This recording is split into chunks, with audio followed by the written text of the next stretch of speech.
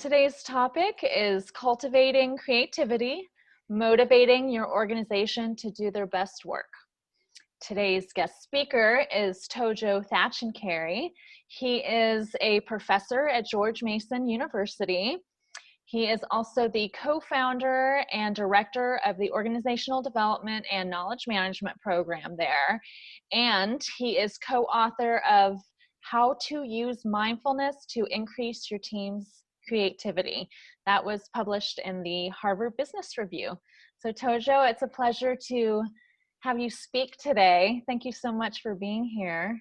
Thank you, Heather. It's my pleasure. Oh, good, good. All right, so to get started, I'll just ask you a few questions. So how has mindfulness affected your own ability to lead?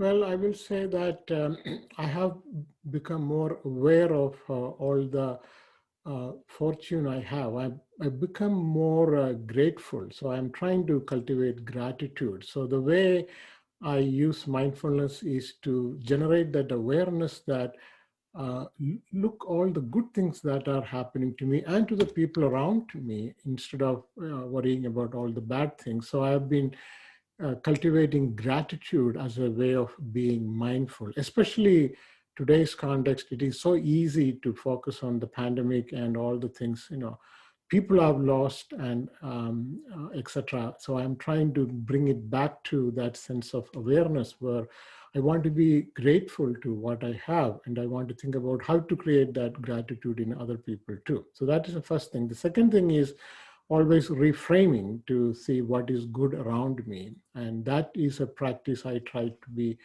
always engaged in. So those are the two things I will say: cultivating gratitude and reframing to see what is happening around me and the goodness in those things. That's very nice. It's beautiful. Yeah, gratitude is this underestimated practice, right? It's such a beautiful thing. Yeah. So next, I'm wondering if you can share a couple of examples of how mindfulness has been used in an organizational setting to cultivate creativity.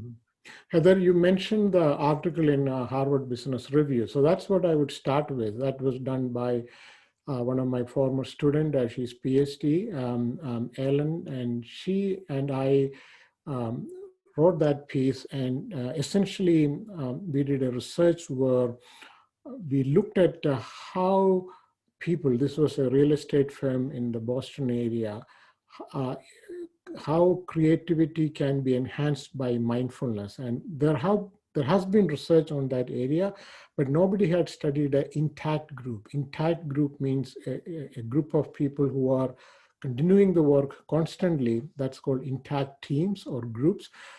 So Ellen was able to do a mindfulness training program there for about 15 minutes at a time and follow up this group over a period of time, which is what we call longitudinal research. So she gave them some tests for creativity, what are the uses of a brick, etc., and then introduced what we called intervention variable, which is mindfulness training. And there was a control group which did not go through the program. And then over a 6-month period, she was able to observe this group and document that the creativity of this intact group improved. And according to Harvard Business Review, folks, this was one of the few studies that looked at the improvement in creativity of an intact group over a period of time. So we felt that that was a very unique study, which was one of the reasons they accepted it. So that's what I would say as the main piece about increasing creativity in an organizational setting, very much based on research. I can see that happening in many other organizations too. If a manager or a leader is able to create a mindset, what we call growth mindset. We are not the one who came up with that term. There's a book about it. But that mindset of being open and mindful. And again, what is mindfulness? It is that ability to reframe and see what is good in a situation with full awareness and with no judgment. So that's one piece. And the second example will be about NVC, nonviolent communication.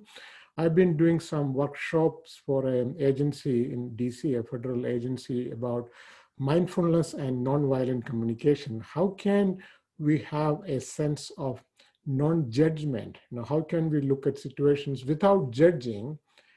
And that process is actually mindfulness, in my view, because as you know, one of the classic definition of mindfulness is to pay attention to the present moment without judgment, right? Because as soon as we judge, we have interpreted that. So here we are talking about how do you look at something without judging?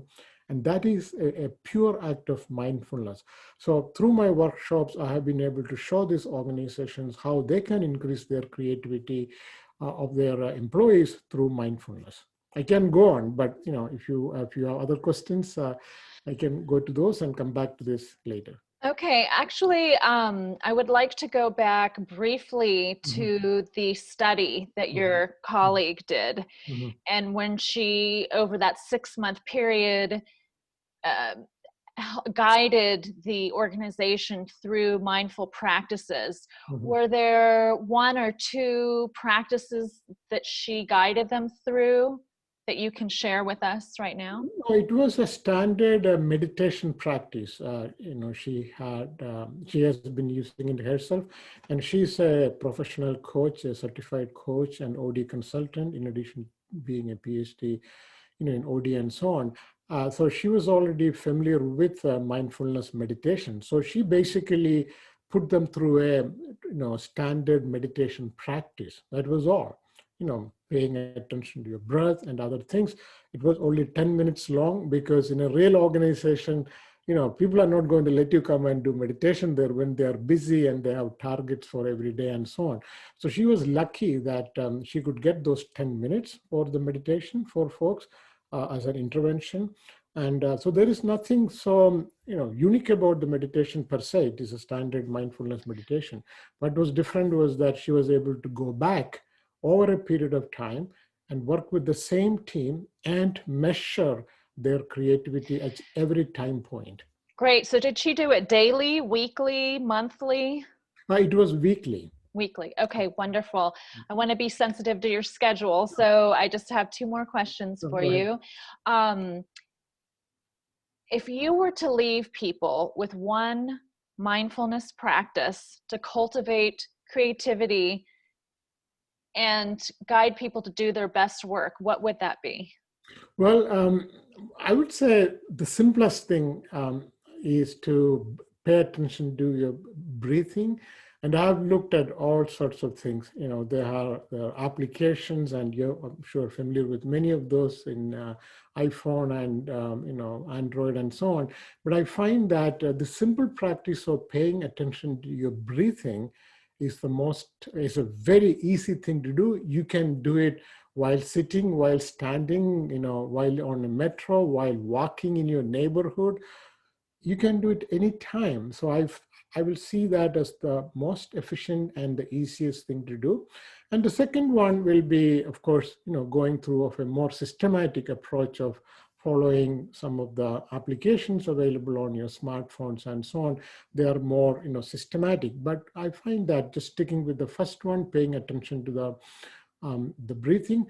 And the other thing, again, a simple one will be to do a check-in every hour or so. You set your phone, an hourly alarm or something, or a alert, and say, what am I grateful for at this moment? Am I just asking that question, every hour or every 2 hours, depending on your schedule, how busy you are, and so on.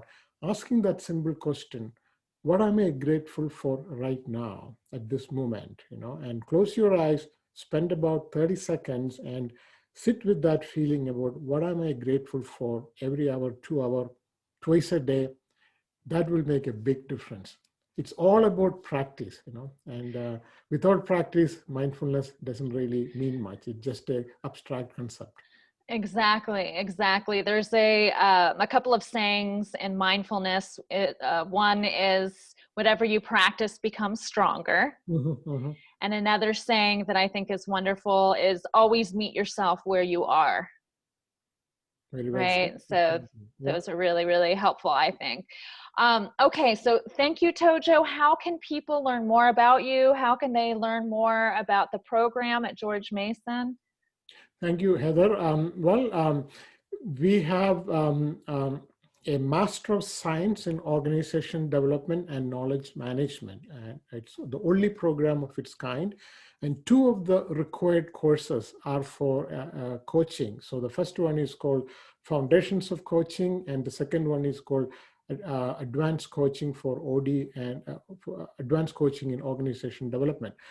These two courses are required, but once you take those courses, you can apply for International Coach Federation certification, and subject to you receiving or getting the remaining, some 70 to 100 hours of, clinical hours. But these two courses will be enough to apply for ICF certification. So when you get this Master's in Organization Development and Knowledge Management, you're basically getting three things: a Master of MS in OD, Master of Science in Knowledge Management, and an ICF certification.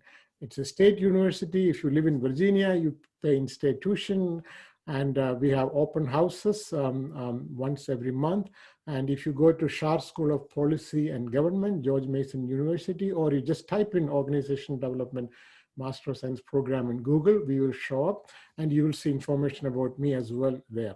And it's only once a year we offer this program in the fall semester. It's a cohort program. Students come to the class on weekends, Friday and Saturday, and they go through the program together as a cohort, and it only takes 5 semesters. So it's meant for working people. Yes, and just to validate and add to what you just said, I went through the program myself many, many years ago, and Tojo was one of my professors and my practicum advisor in appreciative inquiry. So he and I have a bond. Yes, we share a vision and values, and the program is amazing. So I encourage people to check it out, take a look, because it's really beautiful and practical. So Tojo, thank you again. Stay healthy, be well.